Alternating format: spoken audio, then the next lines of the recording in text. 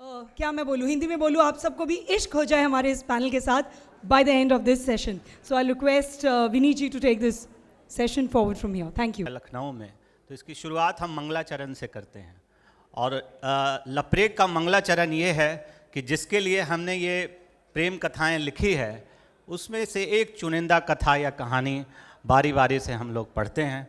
तो सबसे पहले रवीश मंगलाचरण की शुरुआत करेंगे. उनकी किताब इश्क में सहर होना से वो किताब एक कहानी पढ़ेंगे. लेकिन ये लपरेक एंडलेस प्रोसेस है. एक किताब तो आ गई है लेकिन हम लपरेक लिखते चले जाते हैं. तो लेटेस्ट न्यू अराइवल के तहत आप एक लपरेक पढ़ें रवीश, उसके बाद किताब से दूसरा. Thank you Vineet. कल से मुझे यहाँ इतना अच्छा लग रहा है कि मुझे लग रहा है कि मेरी किताब की दूसरी टाइटल होनी चाहिए इश्क में भुवनेश्वर होना.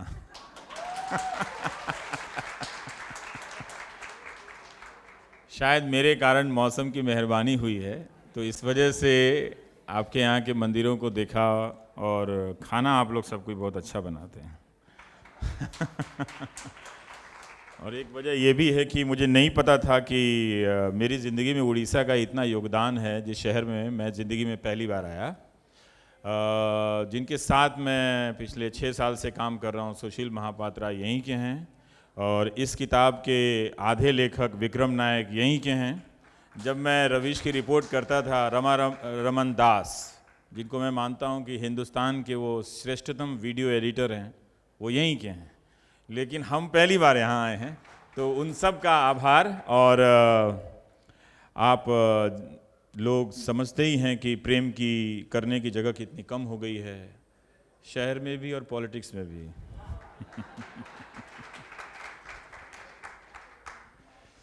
जब भी कोई गमछा पहनकर आपके पीछे आ जाए, कोई पुलिस वाला आ जाए, कोई झाड़ियों में सर्च करता हुआ मिल जाए, कुछ लोग आपको शहर के चौराहे पर पार्क में मारने लगे हैं, इसका मतलब है कि आपको प्यार हुआ था. ठीक है, तो मैं पहली कहानी पढ़ रहा हूँ. ये दो प्रेमी हैं, आपस में बात कर रहे हैं, लड़का और लड़की. और दिल्ली का एक इलाका है, लड़की जो शहर के बड़े अमीर से आती है और लड़का जो है वो करावल नगर से आता है. बीच में एक बारापुला फ्लाईओवर है जो दोनों को जल्दी मिला देता है. मैं आज स्मॉल टाउन सा फील कर रहा हूँ, ये लड़का कह रहा है, मैं आज स्मॉल टाउन सा फील कर रहा हूँ और मैं मेट्रो सी. हाँ, जब भी तुम साउथेक्स से गुजरती हो मैं करावल नगर सा महसूस करता हूँ. क्लास कॉम्प्लेक्स, करावल नगर थोड़ा एक दूसरी तरह की बस्ती है. हाँ, जब भी तुम साउथेक्स से गुजरती हो मैं करावल नगर सा महसूस करता हूँ. चुप करो, तुम पागल हो. दिल्ली में सब दिल्ली जैसा फील करते हैं. ऐसा नहीं है, दिल्ली में सब दिल्ली नहीं है. जैसे हर किसी की आंखों में इश्क नहीं होता. गमछा वालों की आंखों में कहाँ इश्क होता है? जैसे हर किसी की आंखों में इश्क नहीं होता. अच्छा, तो मैं साउथेक्स कैसे हो गई? जैसे कि मैं करावल नगर हो गया. सही कहा तुमने. ये बारापुला फ्लाईओवर ना होता तो साउथेक्स और सराय काले खां की दूरी कभी कम नहीं होती. तुम मुझसे प्यार करते हो या शहर से? शहर से, क्योंकि मेरा शहर तुम हो.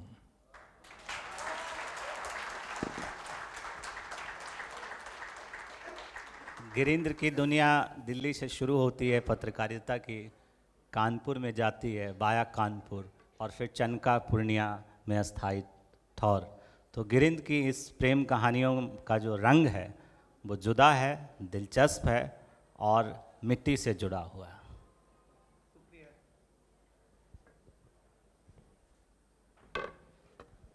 शुक्रिया भुवनेश्वर को. पहली बार आया, मंदिर जाके मन भगवान के पास नहीं भागा, मंदिर जाकर उन पत्थरों में जो मूर्तियां बनी थी उसमें टिक गया. बहुत ही खूबसूरत शहर, बहुत ही सुंदर, बहुत मज़ा आ रहा है. और होटल भी बहुत अच्छा है, खाना तो बहुत अच्छा है. मैं अब दिल्ली में था तो मॉल वगैरह था, मल्टीप्लेक्स वगैरह थे. सीधा जब पूर्णिया पहुंचा वहाँ कुछ नहीं है और गांव में तो कुछ है ही नहीं. तो लेकिन प्रेम है, प्रेम को आप बांध नहीं सकते हैं अच्छे शहर, स्मार्टफोन, लैपटॉप या कोई भी गजट से या फिर आइसक्रीम से नहीं जोड़ सकते हैं। प्रेम हर जगह है, खेत में है, कदम के पेड़ों में भी है। तो एक लपरेक पढ़ रहा हूँ। लपरेक के प्रणेता हमारे बीच हैं माननीय रवीश कुमार। हम इनके जब इन्होंने लिखना शुरू किया तो हम लोग रवीश मैनिया नाम से मैं लिखता था उस वक्त। मैं मरीज हो गया था इनके लेखन से, और उसमें कानपुर में नौकरी कर रहा था। नौकरी के बीच बीच में देखता था, जब बॉस नहीं देखते थे हमारे संपादक महोदय, तो हम अपने डेस्कटॉप पे टाइप करते थे। अब मज़ा आता है, नौकरी नहीं कर रहा हूँ, उनकी निंदा मैं कर सकता हूँ। तो एक लपरेक, ये साइकिल पर है। हमारे बिहार में हमारे मुख्यमंत्री साहब साइकिल बांटते हैं लड़कियों को पढ़ने के लिए। लड़की बोल रही है, साइकिल है मेरे पास, छुट्टी के बाद घूमने चलोगे? मैं चलाऊंगी, तुम आगे बैठना, कितना मज़ा आएगा, है ना?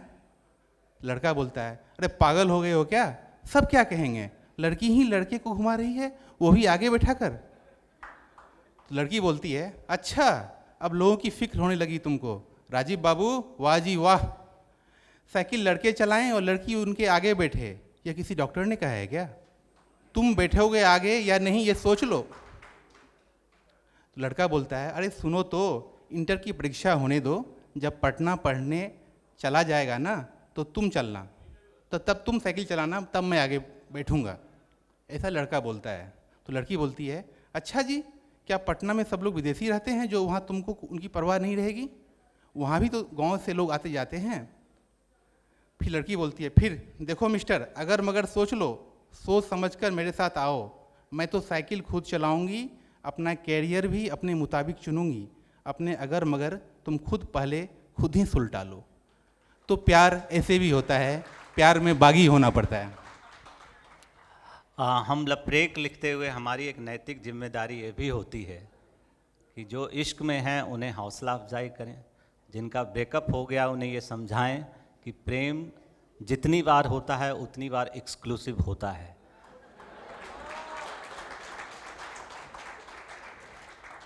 और तीसरी ज़रूरी बात ये कि न्यूज़ रूम में खबरें मरती है, इश्क नहीं मरता। और मैं ये बात अपने अनुभव से कह रहा हूँ, मैंने जिन चैनलों में काम किया, कई बार उस कपल की स्टोरी गिरा दी गई या गिर गई या रन डाउन से गायब कर दी गई, लेकिन वो ज़िंदगी में बने रहें। कई की शादियों में भी मैं गया हूँ। दुनिया की नज़र में अक्षरा आधी दुनिया शो की एंकर है। ऑडियंस की निगाह में एक ऐसी लड़की जो अपने सवालों से अच्छे अच्छे के पसीने छुड़ा देती है, जिसके फैसले को कोई हिला नहीं सकता, लेकिन अपनी पर्सनल लाइफ में क्या है, एक हाइपर एक्टिव लड़के की कमज़ोर, दब्बू, आलसी गर्लफ्रेंड। और पूछते हो वजह क्या है? ये सब बातें मैंने तुमसे कही अक्षरा, कह देते तो ज़्यादा अच्छा होता, लेकिन नहीं, इस हालत में लाकर खड़ा कर दिया कि उसका बॉयफ्रेंड 4 दिनों के लिए दिल्ली से बाहर जाएगा तो वो क्या खाएगी डिसाइड नहीं कर सकती, क्या ऑफिस पहन कर जाए नहीं पता, बैंक कैसे जाएगी कोई आइडिया नहीं। इसमें मैं आगे एक लाइन जोड़ देता हूँ कि एटीएम में लाइन कैसे लगेगी वो भी नहीं पता। ये किताब उस वक्त नहीं आई थी, डिमोनेटाइजेशन के पहले की है। उसे छिपकली भगाने के लिए अक्षत चाहिए, डिनर टेबल के आगे अक्षत चाहिए, रोटी का टुकड़ा मुंह तक पहुंचाने के लिए अक्षत चाहिए, जूते की लेस बांधने के लिए अक्षत चाहिए, ब्रा की स्ट्रैप ठीक करने के लिए अक्षत चाहिए। मैं एक्सेप्ट करता हूं कि 4 दिन बाहर चला गया तो तुम्हारी लाइफ अस्त व्यस्त हो गई, घर, शो, ऑफिस सब, लेकिन इतनी सी बात पर ब्रेकअप तक सोचने लग जाओगी। तुम्हें ही तो ये सब अच्छा लगता था ना करना, तुमने ही तो कहा था इससे हमारा प्यार बढ़ेगा, कहा था, पर इतना कि जिसके बिना मैं 10 कदम अकेले नहीं चल सकती, खा तक नहीं सकती। क्या करूँगी ऐसे रिलेशनशिप में रहकर यार जो हमें मरीज बना दे। तुम मेरा प्यार नहीं पेन किलर हो, पेन किलर के भरोसे ज़िंदगी नहीं काटी जा सकती। अक्षत कुछ नहीं, मुझे अब अपने पैरों पर खड़ा होना है बस। तो मोरल ऑफ द स्टोरी है कि इश्क में ज़्यादा चेप मत बनिए, ज़्यादा चेप होंगे दिक्कत हो जाएगी। रवीश, हम न्यू अराइवल पर थोड़ा आते हैं और कहानियों को हम पाठ करेंगे, लेकिन इस बीच पानी बहुत आगे बह गया इस किताब के आने के बाद। समंदर बह गया है। समंदर बह गया है। तो एक नया लपरेक।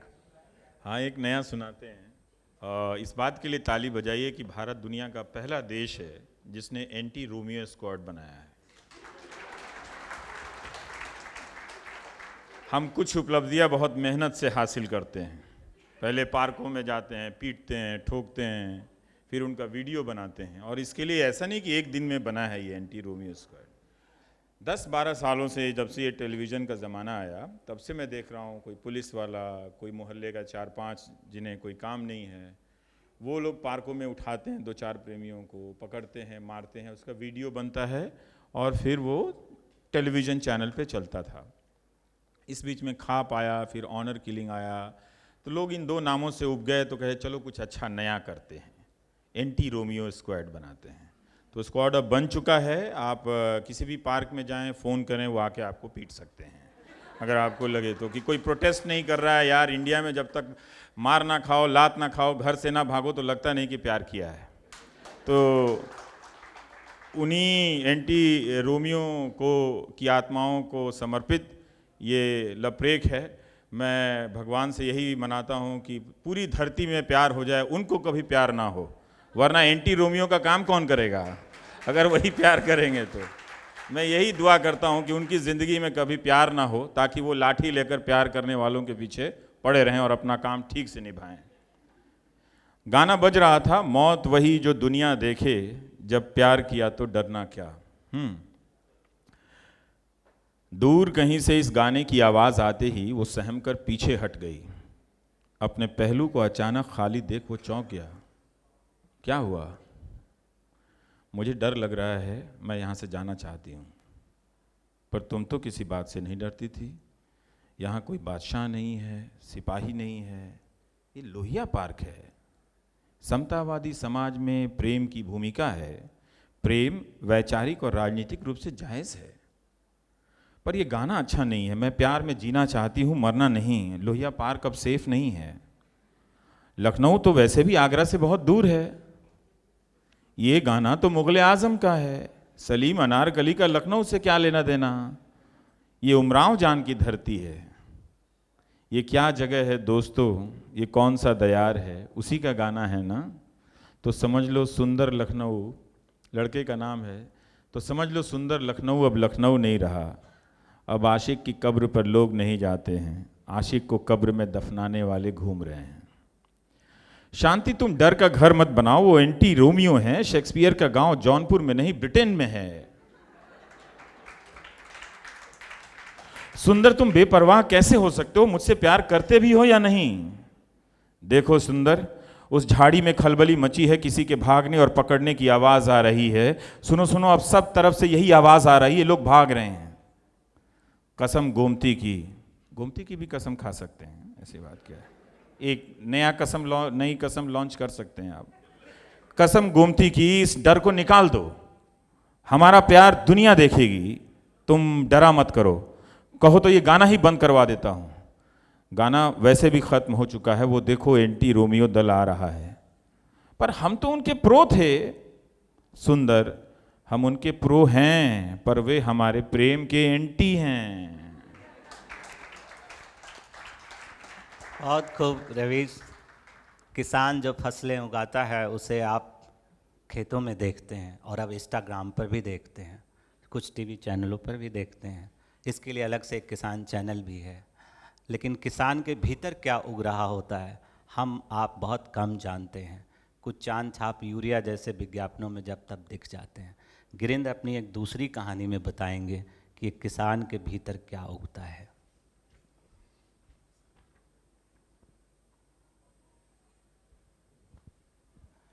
हम लोग गांव में जाने के बाद देखे कि संयुक्त परिवार अभी भी वहाँ है। हम आप जो शहर में हैं, महानगरों में हैं, फ्लैट में जो सिमट गए हैं, वहाँ हम एक कमरे में रहते हैं, एकाकीपन है। माँ बाप भी आते हैं तो छुट्टियों में आते हैं, फिर जल्दी चले जाते हैं, वो ठहरना नहीं चाहते हैं।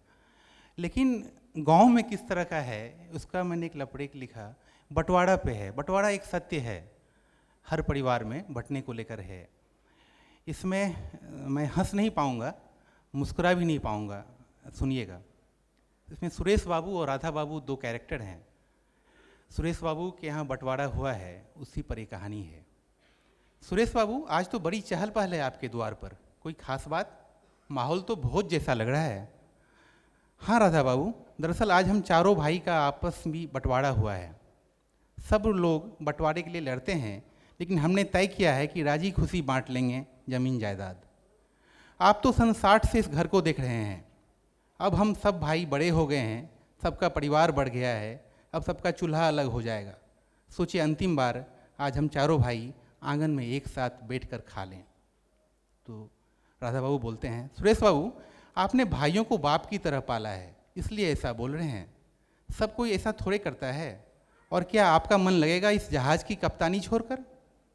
सुरेश बाबू बोलते हैं, राधा बाबू, वो क्या है ना, बिन बाप के घर का बड़ा बेटा बहुत जल्दी बाप बन जाता है। सब भाई बहन को वो अपनी संतान न समझे तो पाले कैसे?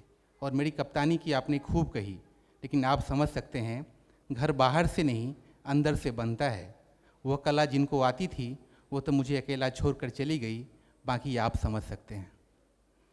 इस कहानी में जो है सुरेश बाबू की पत्नी की बात है, वो उस घर को संभाले हुई थी।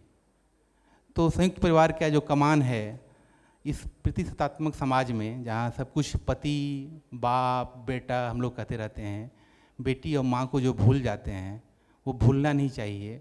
माँ प्रेमिका है, वह बांधती है। मैं बार बार ये बोलता हूँ, गांव में जब लौटता हूँ तो ज़मीन को लोग मामा बोलते हैं ना, माँ धरती माँ, मैं नहीं बोलना चाहता। मैं उसको प्रेमिका की तरह ट्रीट करना चाहता हूँ। मैं इसको खूब तारीफ़ करता हूँ। जब मैं उसमें कदम के पेड़ लगाता हूँ, मैं इसको निहारता हूँ। आप यकीन मानिएगा, इससे मेरा पागलपन आप लोग समझ सकते हैं। जब मैं उस पेड़ को बार बार देखता हूँ तो मुझे वो सेकेंड दूसरे दिन वो मुझे लगती है कि वो मुझे फिर से कुछ थैंक यू बोल रही है। ऐसा मुझे होता है। आपको प्रकृति के साथ भी प्यार करना चाहिए। ये ठीक है कि प्रेम दो व्यक्ति में होता है, लेकिन आपको अपने खेत, अपने ज़मीन, अपने पेड़ पौधे, अपने पुराने घरों से भी इश्क करना चाहिए। भुवनेश्वर से जब कल हम लोग शाम में कोणार्क जा रहे थे, तो जैसे ही शहर से हम छोटी सड़क की तरफ जा रहे थे, तो वहाँ जो फल और सब्जियों का जो रंग था वो कितना हरा था। वो हरा हमें हर जगह नहीं मिलता। उस हरा के लिए वो लोग जो मेहनत कर रहे हैं उनका हमें ख्याल रखना होगा। शुक्रिया। गिरीन्द्र को जब आप सुन रहे होंगे तो आपको पूरे रोमांटिसिज्म और उस पोएट्री का दौर याद आ रहा होगा, जहाँ प्रकृति का मानवीकरण, पर्सनिफिकेशन ऑफ नेचर आप पढ़ रहे होंगे। सुमित्रानंद पंत याद आ रहे होंगे। मैं थोड़ा फिर टीवी की तरफ लौटता हूँ, क्योंकि टीवी अपने आप में टीवी है। तो टीवी सीरियलों का योगदान सबसे बड़ा ये है कि उसने हमारे प्रेम करने के, इश्क करने को एक्सटेंड कर दिया, एक्सटेंशन हुआ। पहले लगता था कि 35-40 हुआ, 1-2 बच्चे हो गए और हो गया आपका काम। लेकिन हर दूसरा टीवी सीरियल आपसे पूछता है कि आप अपने इस पीपीएफ अकाउंट के अमाउंट का करेंगे क्या। तो फिर आपको तुलसी के बाइनरी में बा बताती है, फैशन करेंगे, आउटिंग पे जाएंगे और इश्क करेंगे।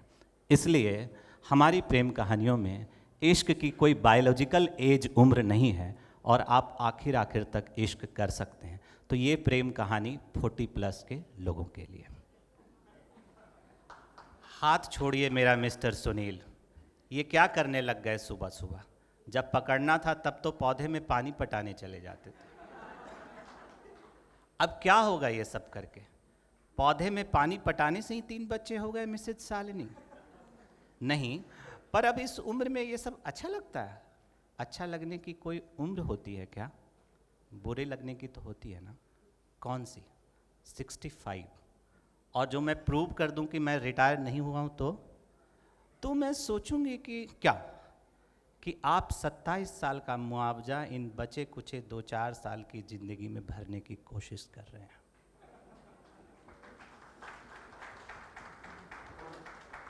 तो बाज़ार हमारे लिए बुरा है, बाज़ार की गोद में खेलना बुरा है, लेकिन कई बार बाज़ार हमें नए सिरे से इमोशनल और सेंटिमेंटल होना सिखाता है। और मुझे एक विज्ञापन बार बार याद आता है, जब वो ढलती उम्र में वैलेंटाइन डे पर डायमंड रिंग गिफ्ट करना चाहता है और वो कहती इस उम्र में डायमंड गिफ्ट। अगला उनका जवाब होता है, डायमंड को कहाँ पता है कि तुम्हारी उम्र कितनी हुई है। रवीश, हम अब उस दौर की कहानियों की तरफ लौटते हैं, क्योंकि ये जो सारी कहानियाँ हम आपको सुना रहे हैं, हम तीनों, इन कहानियों के लिखे जाने की ज़मीन बहुत खुरदरी है। ये हमारे लिए बहुत फ्लैट ज़मीन नहीं है, बहुत कोजी कॉर्नर में बैठ के हमने ये कहानियाँ नहीं लिखी है।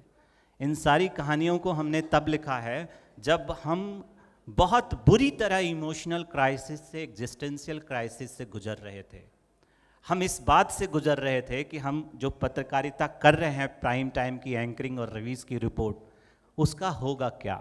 हम इस क्राइसिस से गुजर रहे थे कि कानपुर में बैठकर जो पत्रकारिता हम कर रहे हैं उससे हमारे गांव की ज़िंदगी कितनी बेहतर होगी। और हम उस बात पर चिंता कर रहे थे कि मेरे जैसा आदमी, जिसके लिए मैंने एक शब्द क्वाइन किया है, मैं पेशे से शिक्षक हूँ, एक कॉलेज में पढ़ाता हूँ, और हमने अपने लिए एक शब्द क्वाइन किया है, सिकंस, यानी सिलेबस कंटेंट सप्लायर। हम वही पढ़ाते हैं जो सिलेबस हमारा कहता है। अगर नहीं करेंगे तो असाइनमेंट के मोर्चे पर मार खाए जाएंगे, इंटरनल के मोर्चे पर मार खा जाएंगे, करियर काउंसलिंग के मोर्चे पर खा जाएंगे। इसलिए हम गुरु और शिक्षक कह के हेठी में नहीं रहते। हम ये नहीं कहते कि मैं गुरु शिष्य परंपरा से आता हूँ, मैं सिकंस हूँ और मेरा काम सही समय पर चीज़ों को सप्लाई करना है, डिलीवर करना है। तो एक बहुत ही इमोशनल क्राइसिस के दौर में ये कहानियाँ लिखी गई, और हम चाहते हैं रवीश कि आप वो आदिम लपरेक सुनाएं, प्रिमिटिव लपरेक सुनाएं, जहाँ से हमारी ये यात्रा शुरू हुई है। 90s की बहुत सारी कहानियाँ हैं। शहर क्यों पीछा करता है,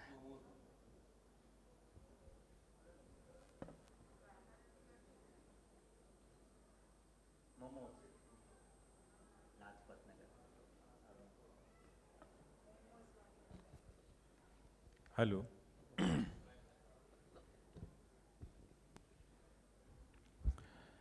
लाजपत नगर की मोमो वाली पर उसका दिल आ गया। नॉर्थ ईस्ट की सतबहनी मुल्कों को उसने नक्शे में ही देखा था। रोज़ शाम को चक्कर काटना उसकी आदतों में शुमार हो गया। वो चुपचाप फुल प्लेट मोमो में एक पीस ज़्यादा देने लगी। हल्की मुस्कुराहट के बाद रोज़ बोलकर जाता कि बहुत अच्छा है। शाहरुख के दिल से देखने के बाद उसे लगने लगा कि इस एक पीस अतिरिक्त मोमो से प्रेम का नया रास्ता खुल रहा है। खाना और पैसे देना, लाजपत नगर की आंटियों को कभी फर्क ही नहीं पड़ा कि खाना और पैसे देना। लाजपत नगर की आंटियों को कभी फर्क ही नहीं पड़ा कि नॉर्थ इंडिया वाला नॉर्थ ईस्ट की लड़की के खोमचे के पास रोज 4 बजे क्यों खड़ा रहता है। संस्कृतियों का मिलन मार्केट प्लेस में हो ही सकता है। बस एक ही गलती हो गई, उसने मोमो के बदले एक दिन घर से आया अपना ठेकुआ दे दिया। हमारे बिहार में जो छठ के समय बनता है। बस एक ही गलती हो गई, उसने मोमो के बदले एक दिन घर से आया ठेकुआ दे दिया। वो मोमो खाने के शौक की आखिरी शाम थी। बहुत सारे लड़के जब दिल्ली आए थे 90 के दशक में, तो उसकी आज़ाद फ़िज़ा का लुत्फ़ उठा रहे थे और अपने आप को हर जगह, हर स्पेस में एक्सप्लोर कर रहे थे। तो बहुतों ने उस दौरान इश्क किया, जाति की दीवार तोड़ी। शायद उन्हीं की कोई पीढ़ियां रही होगी, उन्हीं की आत्माओं ने उकसाया होगा कि लोग प्रेम में धर्म की दीवार तोड़ने लगे। तो लव जिहाद का नया आइडिया आया उस दीवार को और ऊंची करने का। तो हम रोकने के बहुत उपाय करते रहते हैं। एक और मैं सुना देता हूँ। जी बिल्कुल, हमारे पास कहानियाँ बहुत हैं और आप हमारी कहानियों को सुनते सुनते आखिर में ये कहेंगे कि ये कहानी सुना रहे थे या टाइम पास कर रहे थे, इससे अच्छी कहानी तो हम लिख सकते हैं। क्योंकि हम कहानियाँ सुनाते हुए हम आपका धर्मांतरण करते हैं, हम आपको पाठक से लेखक बनाते हैं। क्योंकि इन कहानियों को आपको लिखना था, हम लिख रहे हैं। अंबेडकर साहब की प्रतिमा है और उसके नीचे 2 प्रेमी बैठे हैं। ये नीले कोट वाला किताब को छाती से लगाए क्यों खड़ा है? इश्क के लाजवाब क्षणों में ऐसे सवालों में उलझ जाना उसकी फितरत रही है, इसलिए वो चुप रहा इस सवाल पे। उसके बालों में उंगलियों को उलझाने लगा। बेचैन होती सांसें जाति विहीन समाज बनाने की अंबेडकर की बातों से गुजरने लगी। देखना यही किताब हमें हमेशा के लिए मिला देगी। रवीश ने जब ये कहानी लिखी और किताब आई, उस वक्त हमारे किताब आने की प्रक्रिया जारी थी और इस कहानी को हमने एक दूसरे सिरे से लिखा। फिर हम गिरिंद्र पर आएंगे। डॉक्टर अंबेडकर की किताब पर लिखी रवीश की वो लाइन याद है संगमू, देखना यही किताब हमें हमेशा के लिए मिला देगी। तेरी ये बकवास सुनने के लिए फ़ोन नहीं करा मिस्टर रसफ, लास्ट वार्निंग दे रही हूँ, फ़ोन पर उल्टे सीधे मैसेज करना बंद कर, नहीं तो। कई लोग इश्क में गालिब हो जाते हैं तो मैं उन्हें केवल एक्ट 1995 समझाता हूँ। कई लोग इश्क में मीर हो जाते हैं तो मैं उन्हें टेलीग्राफ एक्ट समझाता हूँ। और कई लोग इश्क में अमीर खुसरो हो जाते हैं तो मैं उन्हें बताता हूँ कि साइबर लॉ का ज़माना आ गया है। इसलिए हम इश्क के नाम पर जो व्हाट्सएप के मैसेज भेजते हैं, दनादन एसएमएस करते हैं बिना उसकी इच्छा को जाने हुए, वो हमारी आशिकी नहीं, वो क्राइम का हिस्सा भी हो सकता है। इसलिए हम बहुत सतर्क होकर एसएमएस करने की सलाह देते हैं। खैर, तेरी ये बकवास सुनने के लिए फ़ोन नहीं करा मिस्टर ऋषभ, लास्ट वार्निंग दे रही हूँ, फ़ोन पर उल्टे सीधे मैसेज करना बंद कर, नहीं तो। अरे कुछ तो रहा है ना हमारे बीच, सिंपल सी दोस्ती बस। और सेम कास्ट होने से ज़रूरी तो नहीं कोई तुझ जैसे घटिया इंसान से, सिर्फ कास्ट सेम है संगमू। हम दोनों एक तरह से लोगों का देख, तो अपने में मत घसीट मुझे। तो जिस फटीचर टाइप की लाइफ जीता है ना, कोई भी तेरे से नफरत ही करेगा। मेरे लिए सच में तब कितना आसान होता जब कोई अपर कास्ट की लड़की ये सब कहती। आसान अब भी है, बस एक बार ये डिक्शनरी में कास्ट के बदले क्लास का मतलब समझ ले। जिस दिन तुमने इश्क में शहर होना से वो पन्ना फाड़ा था ना, खुश हुआ था, लगा अपने बीच इस लाइन की कभी ज़रूरत ही नहीं पड़ेगी। लेकिन तूने पन्ना क्या, अपनी किताब ही अलग कर ली। जो समझना है समझ, लेकिन मैं रवीश के लपरेक वाली लड़की नहीं हूँ। अब गिरीन्द्र एक कहानी वो सुनाएंगे जिसमें कुर्ता खरीदा गया है दिल्ली में, लेकिन उसका रंग खुला है पूर्णिया में।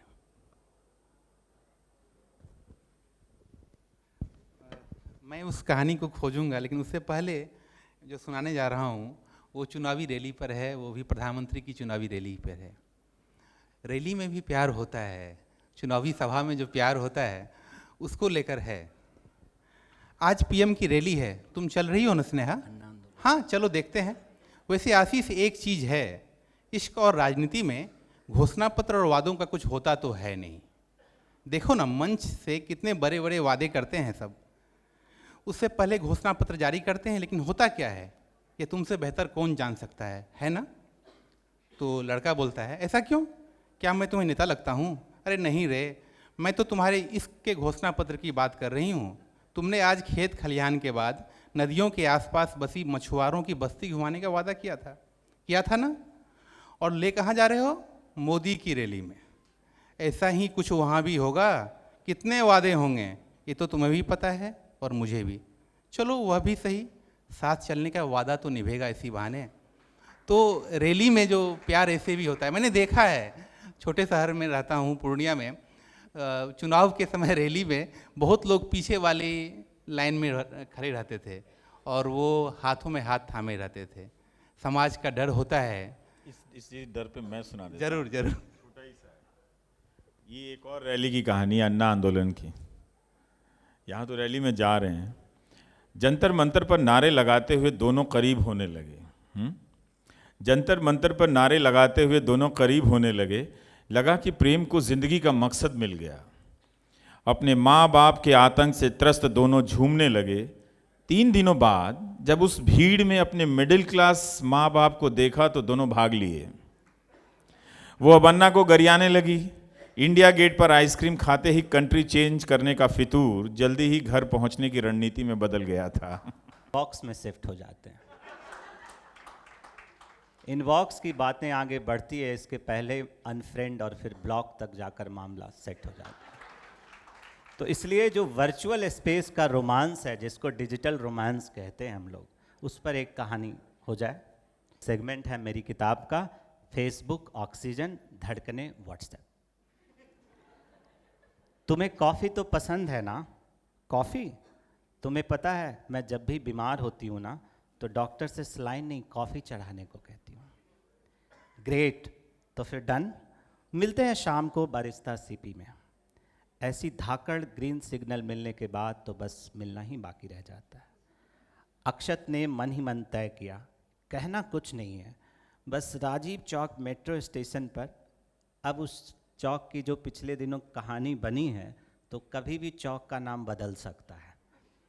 खैर, अक्षत ने मन ही मन तय किया, कहना कुछ नहीं है, बस राजीव चौक मेट्रो स्टेशन पर ही चटाई बम की तरह लिपट जाना है। एफबी पर उमड़ी महीनों की ये फीलिंग्स बारिस्ता में बीड़ी बम की तरह फूटेंगे।